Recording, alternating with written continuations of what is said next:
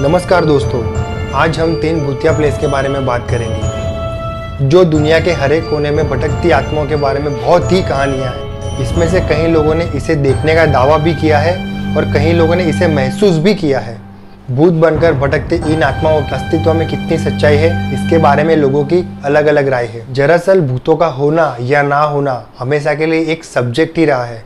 विज्ञान के इस युग में हमने उनके अस्तित्व को हमेशा नकारा है, लेकिन ऐसे भी कई लोग हैं जिन्होंने इस डर को महसूस भी किया है। वास्तविकता यही है कि असल जीवन में कहीं ऐसी जगह है जहाँ भूतों को लेकर बात होती रहती है, लेकिन ऐसी जगह तो सैकड़ों की संख्याओं में है। परंतु मैं आपको इस दुनिया की ऐसी जगहों के बारे में बताऊंगा जिसे सुन के आपके रोंगटे भी खड़े हो सकते हैं। तो हमारी पहली जगह है मोंटे क्रिस्टो रियासत। ऐतिहासिक मोंटे क्रिस्टो रियासत ऑस्ट्रेलिया में न्यू साउथ वेल्स के जूनी इलाके में स्थित है।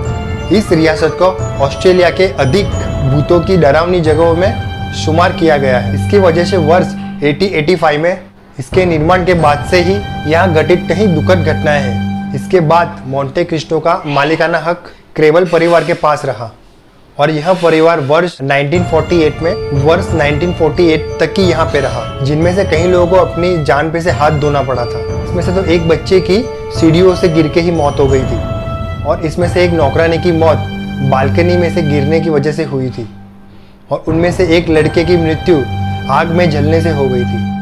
इसके लिए लोग वहाँ की जगह को मनहूस मानते हैं। कहा यही भी जाता है मोंटे क्रिस्टो की रखवाली करने वाले व्यक्ति का एक बेटा था जिसका नाम हॉरोल्ड था और इसकी एक बात यह है कि वो पागल था और कभी कभी हिंसक बन जाता था और इसलिए उसको 40 वर्षों तक लोहे की चेन से बांध कर रखा था। लोगों ने एक दिन ऐसा देखा कि वो अपनी मरी हुई माँ के शव के साथ लिपटा पड़ा था और इस घटना के बाद उसे पागल खाने भेज दिया था और वहाँ पे कुछ दिनों बाद उसकी मौत हो गई।